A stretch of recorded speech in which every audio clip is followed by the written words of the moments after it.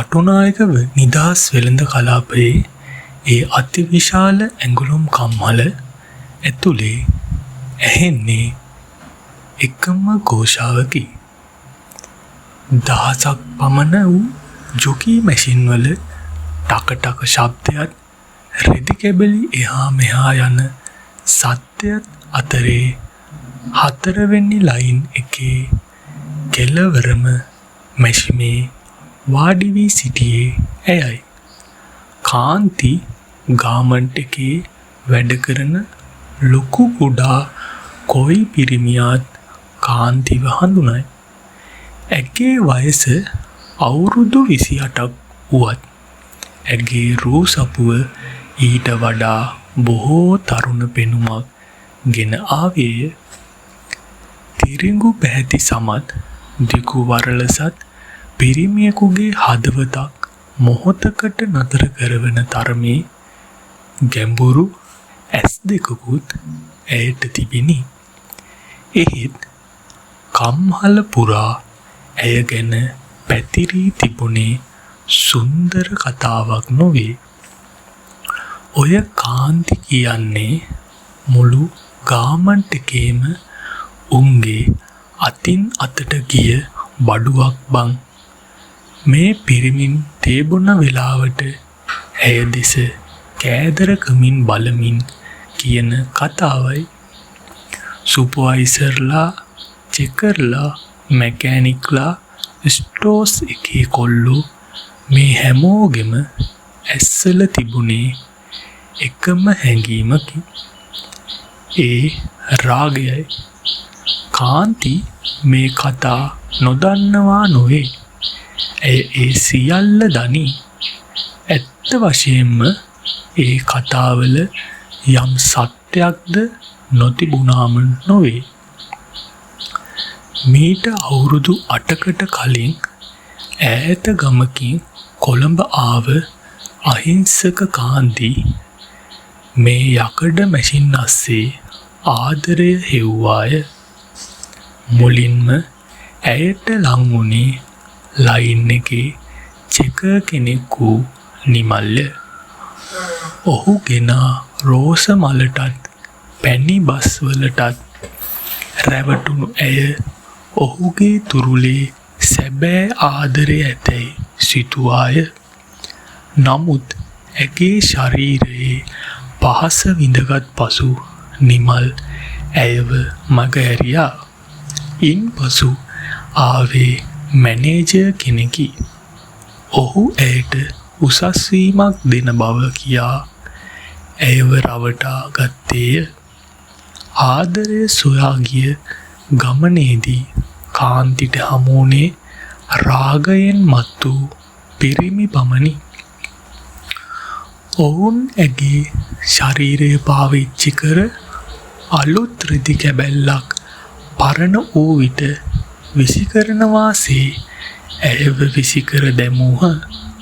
කාලයත් සමග කාන්තිගේ හිත ගල්විය. පිරිමින්ගේ බොරු ආදරය වෙනුවට ඔවුන්ගේ රාගය ඇය සාමාන්‍ය දෙයක් ලෙස බාරගත්තාය. ඇයට අවශ්‍ය වූයේ තනිකම මකා ගැනීමටත් කාගේ හෝ තුරුලක මොහොතකට හෝ රැකවරණයක් ලැබීමටත්ය.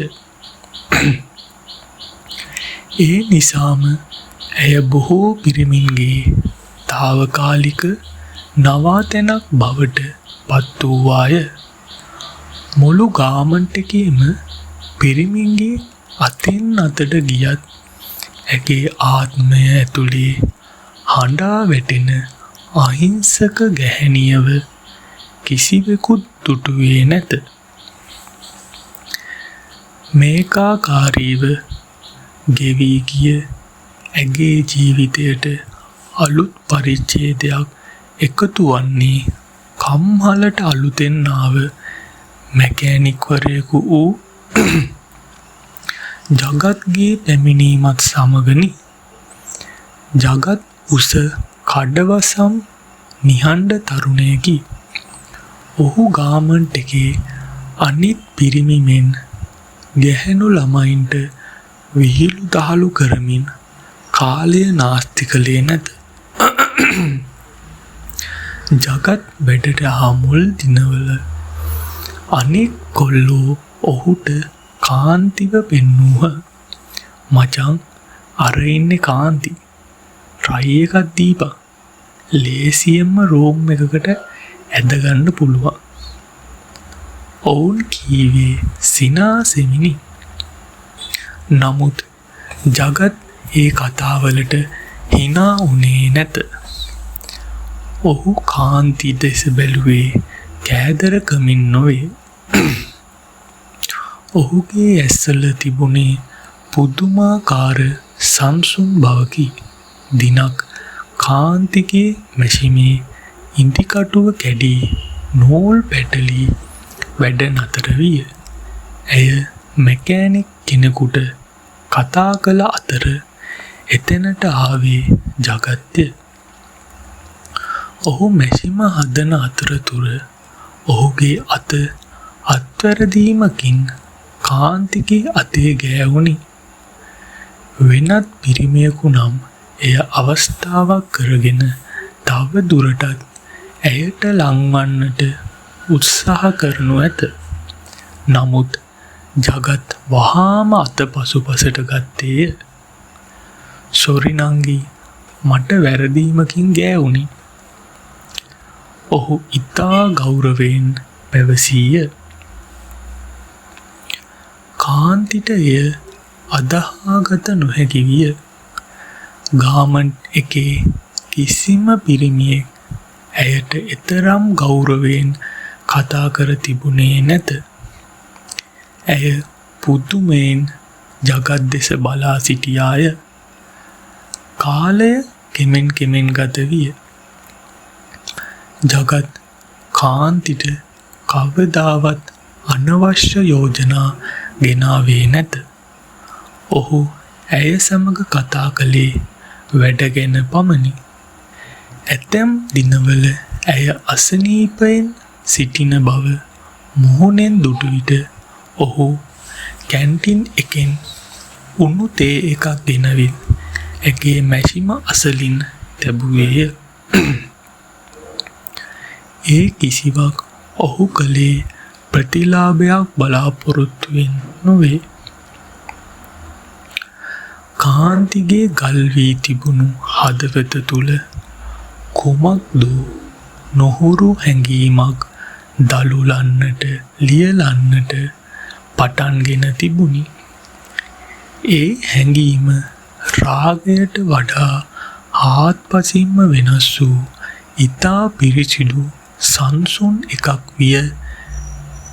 හැරෝම් ලක්ෂය එදින මහා වැස්සක් පවතින රාත්‍රියකි.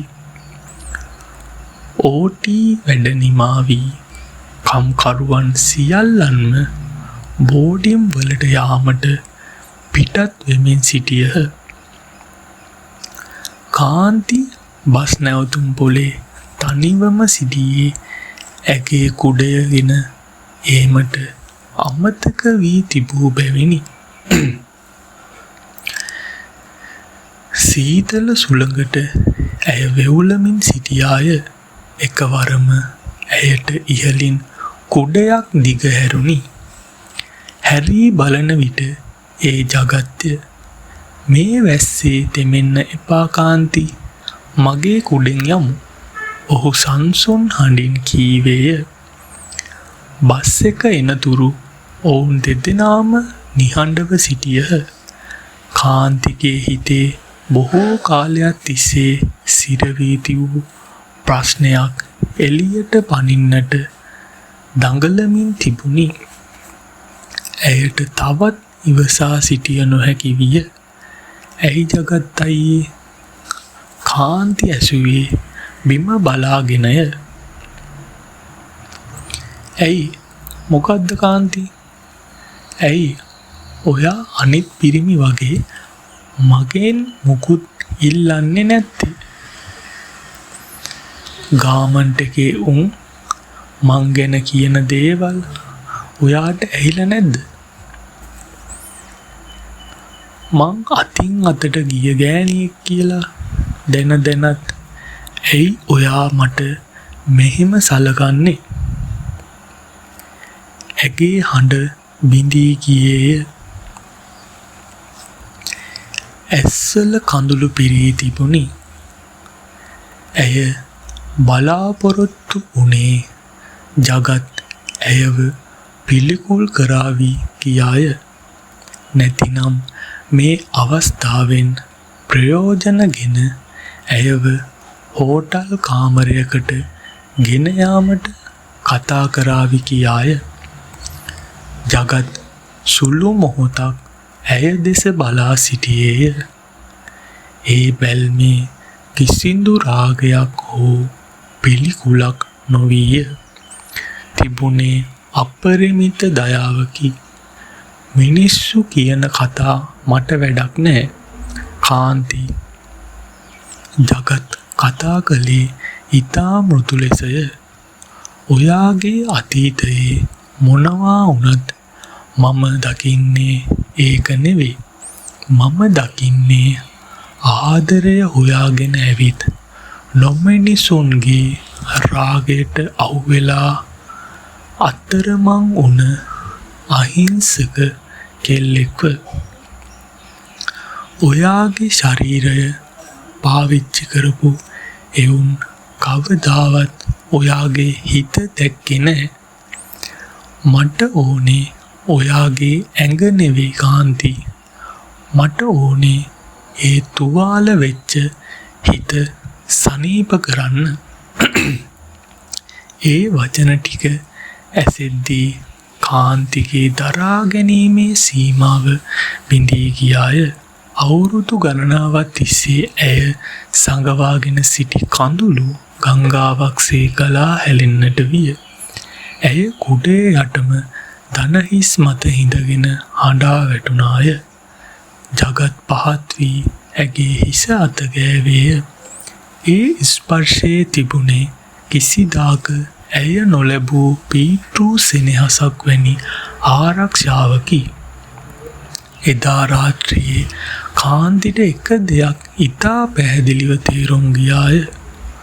රාගය යනු කෙනෙකුට විනාශ කරන, උරාබොන, හිස් කරන ගින්නකි. නමුත් ආදරය යනු ඒ දැවී ගිය අලුමතින් නුවද යලි ජීවය ලබා දෙන සිසිල් වැස්සකි. නව ආරම්භයක් ඉන්පසු ගෙවී ගිය මාස කීපය තුල ගාමන්ට් එකේ බොහෝ දේ වෙනස් විය. කාන්ති දැන් වෙනදාමෙන් පිරිමින්ගේ විහිළු වලට එකතු වී හයියෙන් හිනාවන්නේ නැත. ඇගේ මුහුණේ තිබුණේ ඊතා සංසුන් ප්‍රියමනාප සිනහවකි. ඇය තව දුරටත් Taman ගැන ලැජ්ජා වූයේ නැත. මන්ද ලෝකයේ එක් පිරිමියෙකු හෝ ඇගේ ආත්මයේ වටිනාකම දැක ඇති බැවිනි. ගාමන්ට් එකේ පිරිමි ඔවුන් ගැන විවිධ කතා හැදුවද ජගත් ඒ කිසිවක් ගානකට ගත්තේ නැත. ඔහු කාන්තිව තමාගේ නීත්‍යානුකූල බිරිඳ ලෙස පිළිගැනීමට තීරණය කළේය. විවාහ වූදා රාත්‍රියේ කාන්ති ජගත්ගේ තුරුලට වී බොහෝ වෙලාවක් නිහඬව සිටියාය. ඔයාට කවදා හරි මං ගැන කලකිරීමක් දැනේද ජගත්? මගේ අතීතය මතක් වෙලා. ඇය ඇසුවේ බියෙනි. ජගත් ඇගේ නළලට හාදුවක් දුන්නේය. යකඩ කෑලි රෙදි කෑලි අස්සේ හැංගිලා තිබුණත් රත්තරන් වල වටිනාකම කවදාවත් අඩු වෙන්නේ නෑ කාන්ති. මඩේ පිපුණත් නිලුම් මලක සුවඳ නැති වෙන්නේ නැහැ. මට හම්බුනේ මගේ ජීවිතේට සුවඳ දෙන ඒ නිලුම් මල. සියලුම පිරිමින්ගේ රාගයේ ගොදුරක් බවට පත්ව සිටි ගාමන්ටිකේ කාන්ති එදා තම සැබෑ හිමිකරුවාගේ උණුසුමේ සැබෑ ආදරය කුමක්දැයි අත්වින්දාය.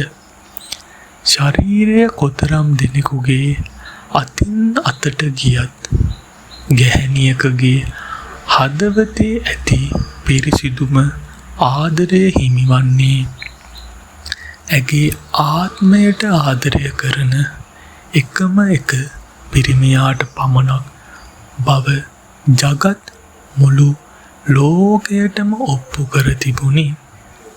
ස්තුතියි.